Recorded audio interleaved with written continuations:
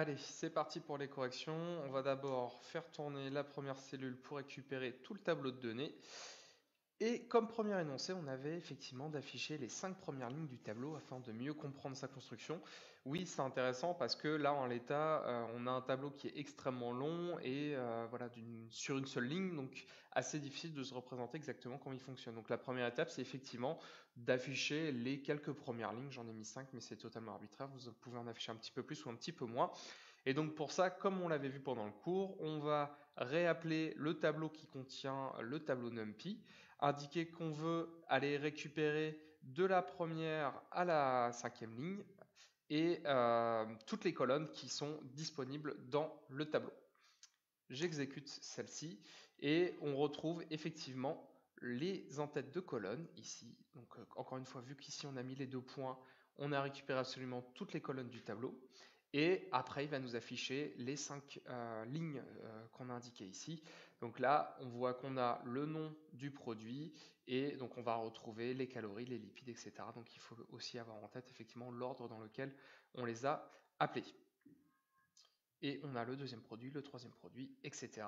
etc.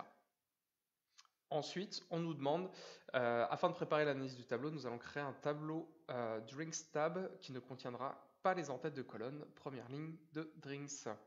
Et donc pour ça, on va repartir de la base de Drinks et indiquer qu'on veut récupérer toutes les lignes du tableau, sauf qu'on part de la première ligne. Donc ce que veut dire en fait, c'est qu'on part on part de la deuxième ligne, parce que là on a indiqué 1, donc on récupère tout, sauf la première ligne du tableau. Et par contre, on souhaite bien récupérer toutes les colonnes. Et donc on va avoir ce tableau qui va être sélectionné. Donc là, je vais en même temps vous l'afficher. Et là, on voit qu'effectivement, on a uniquement les noms des produits et on n'a plus les en-têtes de colonne, tout simplement. Donc première étape de fait. Ensuite, on nous demandait de créer 2 tableaux. Donc le premier, ça sera Drinks Data, qui ne contiendra que les valeurs numériques du tableau, sans le nom des boissons. Et on créera un deuxième tableau qui ne contiendra que les noms des boissons.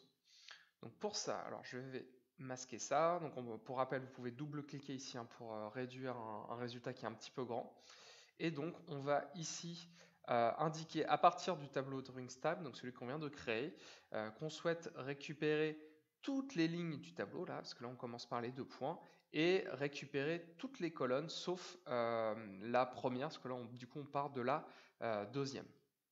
Et on va faire exactement la même chose sur les boissons, sauf qu'on va inverser, c'est-à-dire qu'on souhaite récupérer toutes les valeurs de toutes les lignes, sauf qu'on ne souhaite avoir que la première colonne du tableau.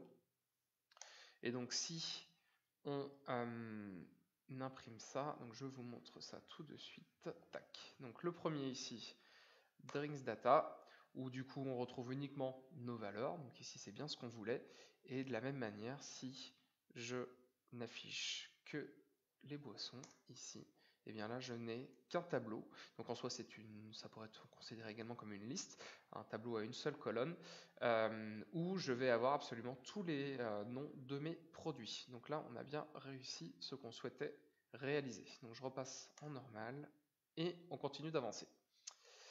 Ensuite, on avait le dernier travail à faire de manipulation qui était de changer le type de Drinks Data parce qu'en l'état, effectivement, c'est considéré comme du texte et c'est l'erreur que je vous montrais pendant les exercices.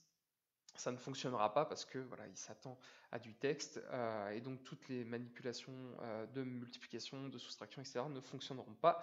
Et donc on avait vu que pour faire ça, eh bien, il suffisait tout simplement d'appeler la méthode asType et de renseigner le nouveau format qu'on souhaite, donc à savoir float. Et si on réimprime ce tableau-là, tac, mais on voit effectivement que le format a changé, c'est assez facile de le voir parce que on retrouve ici le point qui veut dire que voilà, il n'y a pas de chiffre après la virgule, mais qu'il l'a bien transformé dans la valeur qu'on souhaitait. Et là par exemple on voit qu'il y a un chiffre après la virgule et ainsi de suite, donc il a bien fait le travail.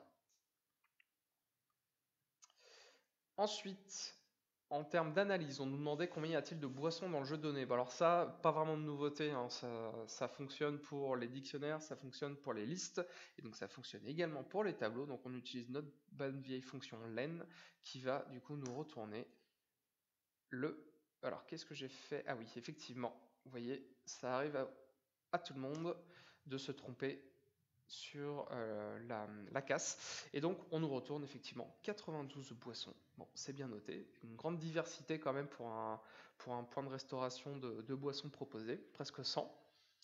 Ensuite, on nous demandait quelle était la moyenne des calories par boisson et quelle était la moyenne des glucides par boisson. Donc pour ça, on avait la fonction min qui suffit de rajouter sur le tableau qui nous intéresse. Donc à savoir que là, en première étape, on souhaite récupérer les calories. Et donc les calories, si on regarde le tableau ici, on voit que c'était la première valeur numérique du tableau. Donc ici, je vais tout simplement isoler la première colonne de mon tableau de données, uniquement de données numériques, et je vais y demander la moyenne. Et donc je vais exécuter ça, et on voit que j'ai 135 calories de moyenne dans mon tableau, et que ça correspond exactement à une canette de coca. Donc je ne sais pas quel chiffre de votre côté vous avez trouvé, moi je crois que j'ai fait le premier lien de résultat, et donc à partir de là, j'avais effectivement une moyenne qui était très très proche de celle que j'avais dans mon tableau de données. Je vais faire exactement le même exercice. Donc là, on nous demandait maintenant les glucides. Donc là, exactement de la même manière, je vais regarder où se situent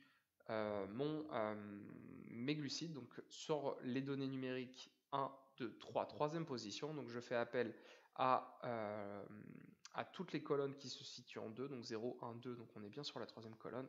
Et là, si j'imprime cette valeur-là, et bien là, on voit que j'ai 24 grammes de sucre. Donc c'est énorme, et c'est deux fois, même plus de deux fois ce qu'on retrouve dans une canette de coca. Donc à boire avec modération si on veut rester en bonne santé. Ensuite, on nous demandait le nombre de calories maximum rencontrées dans une boisson. Donc là, exactement comme mine, on va faire pareil, mais avec le max. Et donc on va retourner donc 430 calories, ce qui est voilà le quadruple pratiquement, même oui effectivement le quadruple de ce qu'on avait en moyenne sur les boissons Starbucks. Et en dernière étape, on nous demandait quel était le nom de la boisson avec le maximum de calories. Donc là en l'état, c'est exactement le même exercice qu'on avait fait ici. Et donc pour ça, premier élément à faire, c'est de récupérer la position où on a constaté un nombre de calories qui était de 430. Donc on utilise pour ça argmax qui va effectivement nous retourner, donc là je vais vous le faire en même temps que le résultat, la position du résultat. Donc là peu importe la variable que vous utilisiez, tac, pour le faire. Et ensuite je vais aller piocher dans mon tableau des boissons, donc le tableau qui ne contient que les noms des boissons, et bien quel était le nom de la boisson qui se trouvait à la position que j'aurais récupérée dans le tableau numérique. Donc si j'exécute cette valeur-là, donc on voit que la position de cette boisson était à la 64e position, et si je vais chercher dans le tableau des noms des boissons, on voit que ça correspond à un chocolat chaud. Voilà pour cet exercice. Moi de mon côté, je ne suis pas allé au-delà, j'ai pas fait la manipulation avec les lipides ou les protéines, mais de votre côté, n'hésitez pas à le faire si vous n'êtes pas forcément senti très à l'aise et que vous voulez vous perfectionner, tout simplement vous avez trouvé ça trop facile et vous voulez un petit peu continuer tout seul et même chercher les minimums, pourquoi pas, plutôt que les maximums et refaire ce type de manipulation.